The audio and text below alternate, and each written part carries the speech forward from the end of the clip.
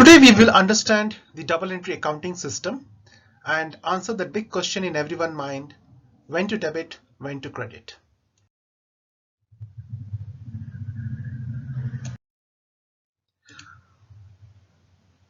Just to recap the golden rules: asset increases, it's a debit; asset decreases, credit; liability increases, credit; liability decreases, debit; income increase, credit; income decrease, debit; expense increase, debit; expense decreases, credit.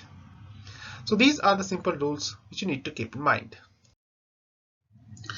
So let's take an example so that we know it better. So taking the same example of a cash withdrawal where you debit a customer account and credit a cash GL. Now a customer account, let's try to classify. Because the money which lies in the customer account is something you owe back to the customer, it's a liability.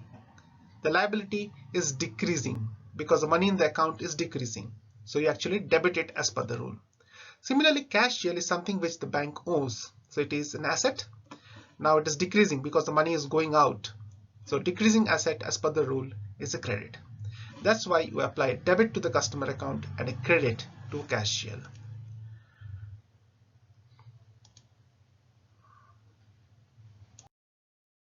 To take another example, let's say when a loan is disbursed. When a loan is disbursed, you credit the funds to the customer account. The customer account, as shown in the earlier example, is something which you owe back. So it is a liability. It is increasing, so it's a credit. The loan asset GL is something which you owe. It's an asset which is increasing and hence.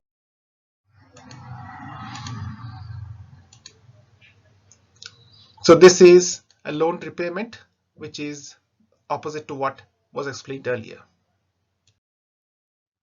So let's take a much deeper example to understand the correlation of the financial transaction versus a balance sheet or a P&L. So let's take an example of a person ABC starting a bank called XYZ. So he brings in certain amount to start the bank. So let's assume that the amount is 100,000. So now this capital which he brings in is of course a source of fund which the bank owes to the shareholder or the person bringing in the capital.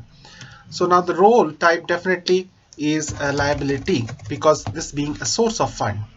Now is the liability increasing or decreasing? Definitely it is increasing. So the paid up capital, I can say, now has increased and is now 100,000. So because the liability is increasing as per the rule, we will have to credit it. Now he brings in cash. So this cash is an asset which the bank owns and he is free to use it in whichever way the bank likes. So definitely it's an asset which has now increased. Earlier the cash here was 0, now it is 100,000, so it has increased. So you will actually debit it since the cash share or the asset has increased. So the balance sheet looks like this. The balance sheet is balanced. Now using the cash, I use it for buying a building for my bank. So the building costs, let's say 50,000. This financial transaction is being recorded as a double entry system. Now this is a use of fund. The building, I own it, so it's an asset. Cash GL is something which I owe and I have used it, so it is also an asset. So both the legs are an asset now.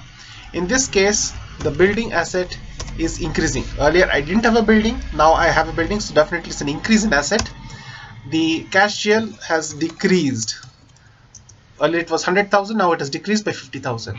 So an asset increase is depicted as a debit, an asset decrease is depicted as a credit. So the building asset has increased by 50,000. My cash GL has decreased to that extent. So my building GL will be now 50,000. So still, balance sheet is balanced. Now a customer walks in and decides to open an account. He opens an account with 10,000. Sorry, this is the case where you as a bank give out a loan to the person. So you fund the loan by crediting the customer's account. So you actually credit to that account. Now this is a liability because you are crediting the customer account. You are liable, the bank is liable to pay back to the customer. So this is a liability which has now increased. The loan asset GL is something which I own, so it is an asset. So this has also increased. I didn't have a loan book, now it is there. So definitely this is a debit. Liability has increased, so it's a credit. So here I can show my loan asset GL has increased by 10,000. My savings balance liability has increased by 10,000 because this is the amount I owe back to the customer. At the end of the year, he pays back interest. So you actually, let's assume the interest amount is 1,000. So Ram has to pay back 1,000. So you debit Ram's account actually for that interest amount. So this is O because it is a savings account. The liability is decreasing because earlier Ram's account had 10,000, now it is 9,000. So the liability has decreased. Whereas my interest income, so this is an income actually, definitely this is an income. So this has increased. Because income is in credit balance, I put it as a credit. This is the liability decrease, I debit it. So this means that this account is now 9,000 and my interest loan income has increased by 1,000. Now this brings us to a problem, a unique problem where the balance sheet is not balanced because of one leg being in liability, the other leg in income. So what happens is that when a balance sheet is made, the income GL is zeroized by transferring the income to a retained earnings or an year-end GL, which is typically a liability GL. So you move the 1,000 funds from the interest income GL. So interest income GL is moved out.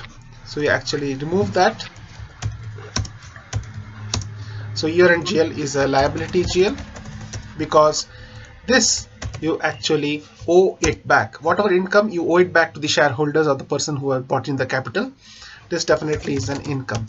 So income has decreased and liability has increased. So because liability has increased, this is a credit. Income has decreased, so debit. So this 1,000 is zeroized. I make it 0. And I put it back to year-end GL, making my balance sheet balanced again. Income GL is zeroized. So this gives an overall example of how financial transactions are recorded and how this information is used to build a balance sheet as well as a P&L.